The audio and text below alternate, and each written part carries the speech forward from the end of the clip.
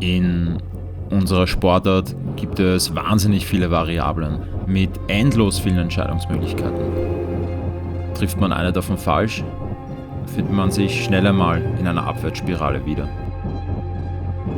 Dann ist man in einer Position, mit der man vor Tagen nicht gerechnet hätte. Und aus der muss man raus. So wie damals beim World Cup in Miami. Yeah, I mean, what the problem is, it turns on.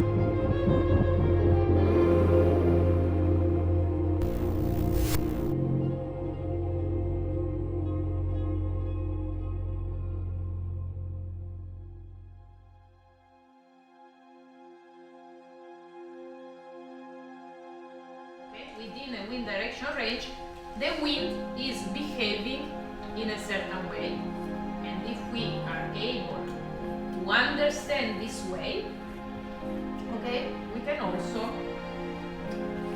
plan better our strategy. Are we able to identify where should be the upwind mark to have this effect? Okay, this is another very important point. So things like this. Sometimes the cloud was here moving, sometimes here, and these clouds were always moving down here. And our racing area, when we were racing, was here. And you could really see that with every cloud, sometimes it was like this, sometimes it was like this cloud was bringing shifts.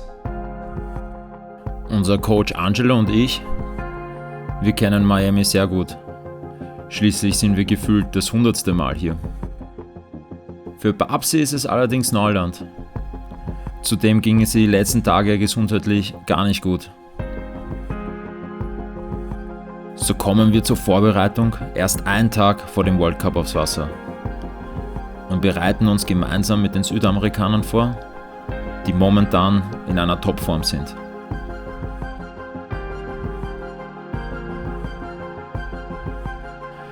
Es liegt in unserer Hand, die richtige Strategie zu wählen, alles zu geben und nach vorne zu fahren.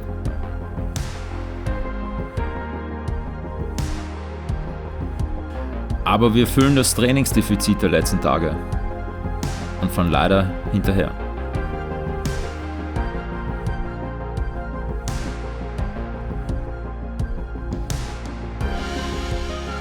Kurz vor dem Start wissen wir genau, was zu tun ist.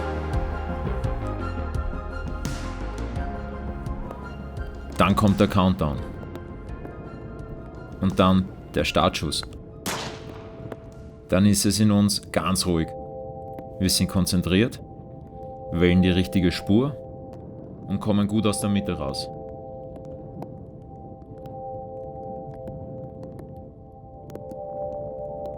Ein guter Start. Wir segeln über die Mitte des Feldes, runden fliegend auf den Foils die erste Bahnmarke und setzen uns gemeinsam mit den Top-Teams ab.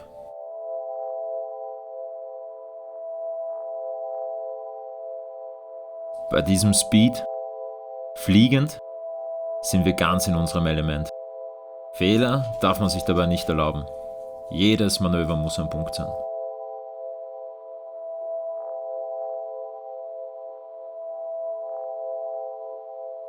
Die Performance wird belohnt.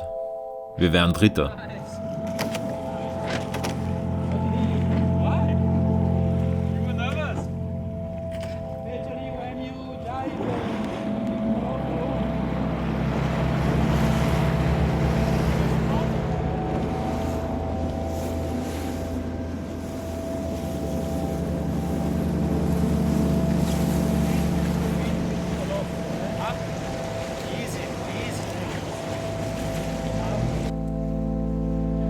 Wir sind bereit.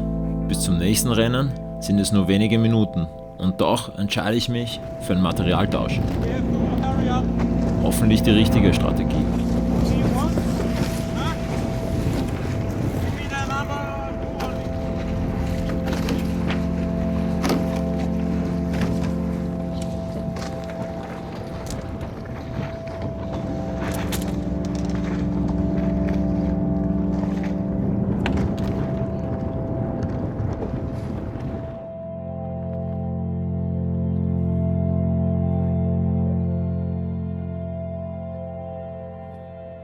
Der Start gelingt auch diesmal.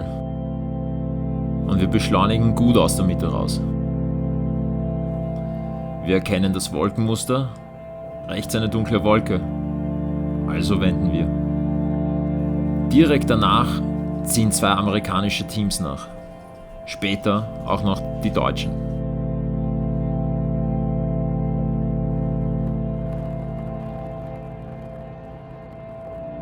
Doch auf der rechten Seite passiert das Desaster. Es erwischt das Boot aus Deutschland und uns. Und plötzlich finden wir uns ganz hinten im Feld.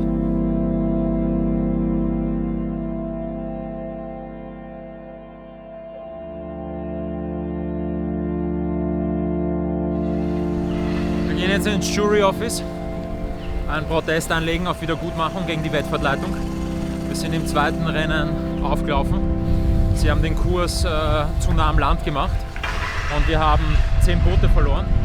Und wir probieren jetzt quasi auf Wiedergutmachung zu protestieren und eine kleine Wiedergutmachung zu bekommen für dieses Rennen, weil es ist ziemlich unfair, wenn wir unverschuldet irgendwo auflaufen. Es ist kein leichter Protest, ich weiß nicht, ob er durchgeht, aber ich werde es mal probieren.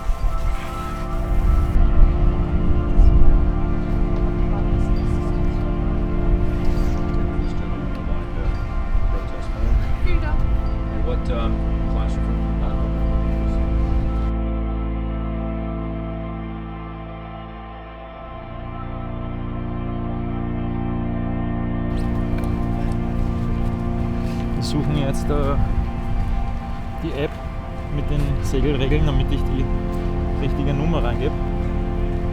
Normal hat man ein Büchlein. Ich probiere es mit der App. Ja, ist halt so ein bisschen eine Auslegungssache. Es ist die Frage, erstens einmal, ist die Wettverleitung wirklich schuld, wenn wir auflaufen, wenn es quasi eine Untiefe gibt im Kurs? Das ist die erste Frage, die sich die Jury stellen wird. Und zweitens, war unser Auflaufen so schlimm, dass wir eine Wiedergutmachung bekommen? Diese 2 Fragen wird sich die Jury stellen und ich hoffe, dass es zu unserem Vorteil ausgeht. Let's see in which race it was.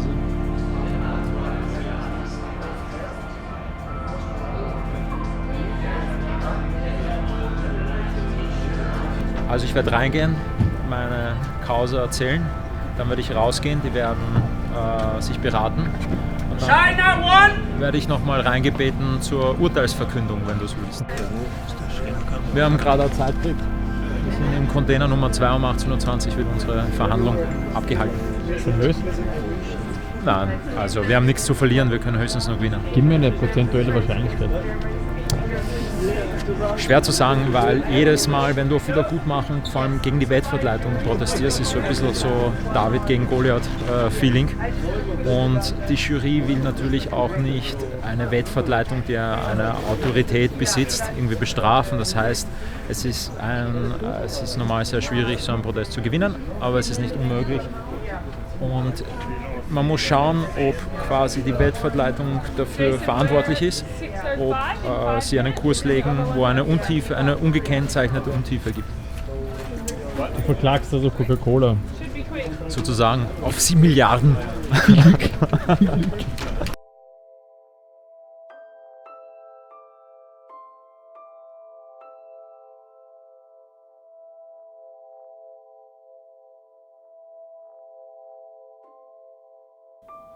Mit dem Recht ist das so eine Sache. Jeder möchte seine Meinung durchsetzen. Aber manchmal helfen ihm die besten Argumente nichts. Es ist die Entscheidung der Jury. Und das muss ich akzeptieren. So ist das eben im Sport. Ich habe damit argumentiert, dass der Wettfahrtleiter, er hat gesagt, es ist nicht seine Schuld, sondern die Schuld von seinen Experten. Daraufhin habe ich gefragt, ob diese Experten zu ihm gehören. Hat er gesagt, ja. Bedeutet das nicht, dass diese Experten dann auch quasi ein Teil des Race Committees sind? Hat er gesagt, ja. Sprich also, es war eine improper Action vom Race Committee. Dann habe ich ihn gefragt, ob er, wenn er gewusst hätte, dass wir da auflaufen, ob er den Kurs dort hingesetzt hätte, wo er ihn hingesetzt hat. Dann hat er gesagt, nein, hätte er nicht. Dann habe ich ihn gefragt, warum er zur nächsten Wettfahrt, nachdem wir aufgelaufen sind. Warum hat er dann den gesamten Kurs quasi Richtung Westen verschoben? Hat er gemeint, ja, weil wir aufgelaufen sind. Das bedeutet, für mich war es eindeutig klar, dass er schuld ist. Auch wenn es ihm leid tut, er hat sich auch entschuldigt, er hat ja auch selbst zugegeben, dass er uns auch wieder gut machen gehen würde.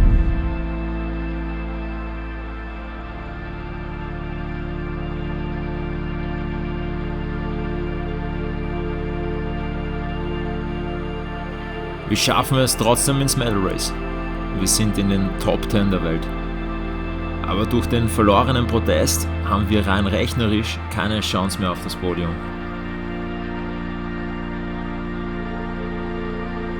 Tage wie diese gehören dazu. Wir geben alles.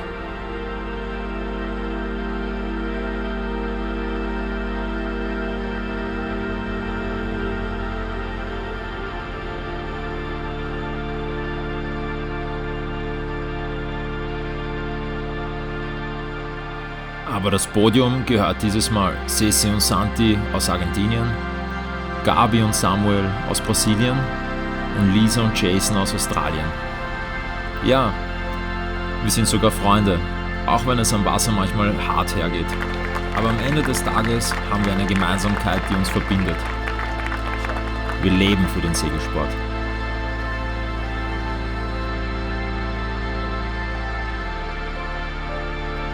Schließlich verlassen wir Miami als Gesamtsechster. Ein respektables Weltcup-Ergebnis, aber für uns nicht ausreichend.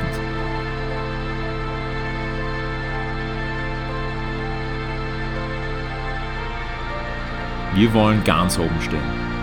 Und unsere Freunde, die sehen uns wieder.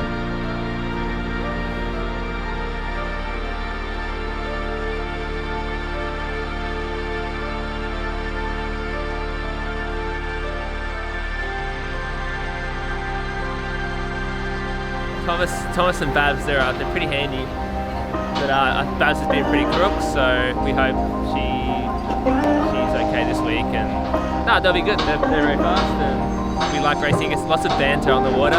Last time I waved to him in Japan, he ran into the Germans. I think we bring the best out of each other on the water.